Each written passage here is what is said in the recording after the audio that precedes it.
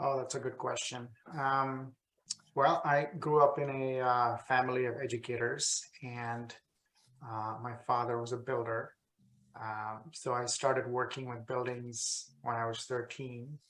So I did odd jobs around job sites. I was pretty fluent in design and construction terminology by the time I was 15. So I think more than anything, that's probably my most formative experience that kind of led to where I am today. When I started working in education, to me that feels like, and is I pretty strongly believe is the ultimate form of infrastructure, because it is education impacts everybody, and it is the foundation, the building blocks of society. It colors our vision on how we view the world and what choices we make.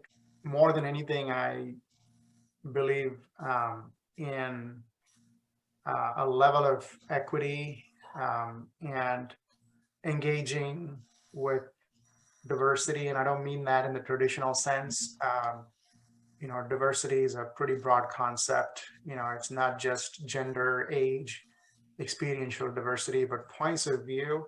I think one of the things I really enjoy is having a civil debate with somebody that doesn't quite think like me. Phoenix is an interesting experiment in urbanism. It's a young city in a young country where we view history through the lens of 300 to 400 years, which is, if you travel outside of the US, kind of comical because the rest of the world, there's histories that folks can trace back thousands of years, right?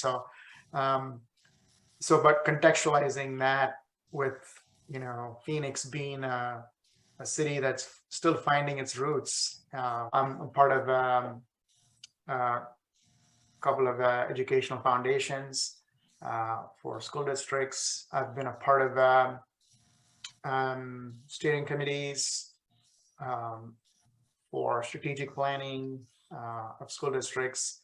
I'm a board member at Leadership West, which is a West Valley organization that is committed to fostering the next generation of leaders who can champion causes for the West Valley specifically. The collaboration happens in the avenues that I'm engaged in. So when we engage with educational foundations, you have community members who have similar interests but approach things from different angles. So some of the foundation boards I'm on, we have folks who work in affordable housing. We have folks who have been lifelong educators. We have folks who are active in minority outreach organizations. And so ultimately, that's the beauty of this, is the collaboration happens in a setting where we all bring a similar passion, but from different angles. Well, I don't think there's any one specific, I can think of from architectural point of view, somebody that is influencing me, because my interests are so diverse. There's folks that are doing incredible work, and they're not necessarily in the same profession that I am in, but it is incredible. I think the most important recommendation I would have for young people is to just engage, because engagement is such a challenge. We have so many things that we can find ourselves doing, and let's call those distractions. And the challenge with that is, if we all didn't care, we won't have a voice in how our society evolves.